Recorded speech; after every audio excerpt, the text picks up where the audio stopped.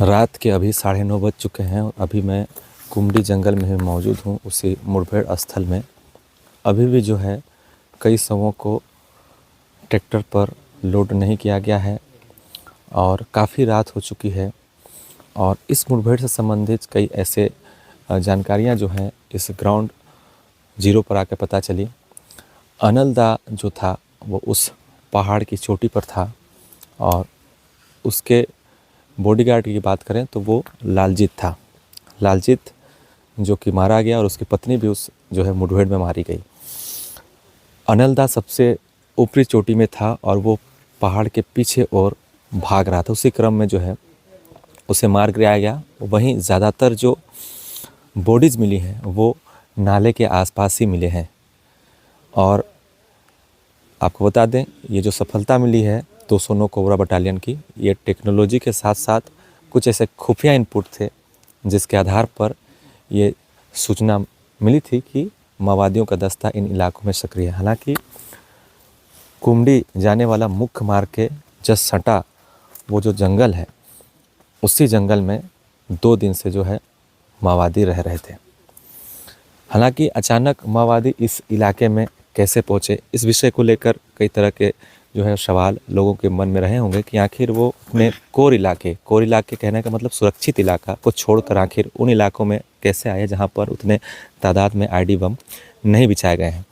तो आपको बता दूं कि माओवादियों का जो इनकम सोर्स है वो जनरली लेवी पर होता है और ये माइंस एरिया है और ये किरीबुरू इलाके में काफ़ी ज़्यादा माइंस हैं और लेवी के लिए भी ये पहुंच सकते हैं। साथ में और एक जानकारी हमें मिल रही है कि हो सकता है कि वो जो है हाल के दिनों में जो सुरक्षा बलों ने उनको नुकसान पहुंचाया, काफ़ी ज़्यादा उनके आईडी को जो है बरामद किए गए, उनके पास बम बनाने के लिए सामग्रियां जो है ख़त्म हो चुकी थी।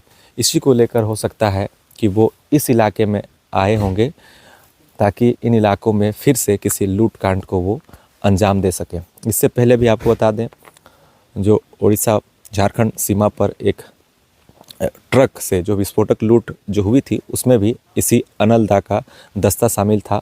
अनलदा ही उस पूरे लूट कांड का मास्टरमाइंड था और सड़क के जस्ट किनारे जंगल में उनका इस तरीके से रहना, इस बात का भी संकेत जवानों को दिया और इस बात का संकेत हम कह सकते हैं कि हो सकता है वो सड़क पर वो निगरानी रखे हुए थे ताकि अगर इस इलाके में कोई विस्फोटक सामग्री अगर इन इलाकों में पास होते तो उनको भी वो लूटने की योजना शायद वो बना रहे होंगे। अलग अलग तरह की इस पे थ्योरी जो है सामने निकल के आ रही है, लेकिन आपको बता दें कि अनलदा के शव को निकालने में सबसे ज़्यादा मशक्क़त सुरक्षा बलों को करनी पड़ी। कारण ये था कि उसकी सुरक्षा में काफ़ी ज़्यादा जो है कई लेयर की जो है वो सुरक्षा उसकी थी और वो सबसे टॉप पर बैठा हुआ था। और जवान जब चारों ओर से घेराबंदी कर लेते हैं तो कुछ जो है माओवादी खुले मैदान की तरफ भागते हुए जा रहे थे, नाले को पार करते हुए। उसी वक्त सामने से पोजीशन लिए हुए जो कोबरा जवान थे उन्हें हिट कर देते हैं और वहीं पर उनकी मौत हो जाती है। और ये जो पूरी मुठभेड़ थी ये काफ़ी सुरक्षा बलों के लिए भी काफ़ी टफ था।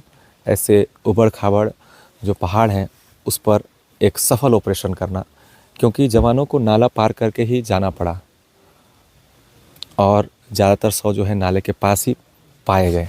हालांकि माओवादियों से भी एक गलती ज़रूर हुई कि उनकी इनपुट जो है आसानी से मिल गई। कारण इतना था कि माओवादी यहाँ पर 2 दिन से थे और सड़क के जस्ट किनारे पर रुके हुए थे। आसपास कुछ गांव हैं, सिविलियन हैं और ऐसे में हो सकता है वो जो इनपुट थी वो सुरक्षा बल तक पहुँच जाती है। हालांकि ड्रोन के माध्यम से भी जो है लगातार उन पर निगरानी रखी जा रही थी, उनके मूवमेंट को लेकर कि वो किस डायरेक्शन में आगे जा रहे हैं और यही जो है सफलता का कारण और माओवादियों के खात्मे का कारण बनी।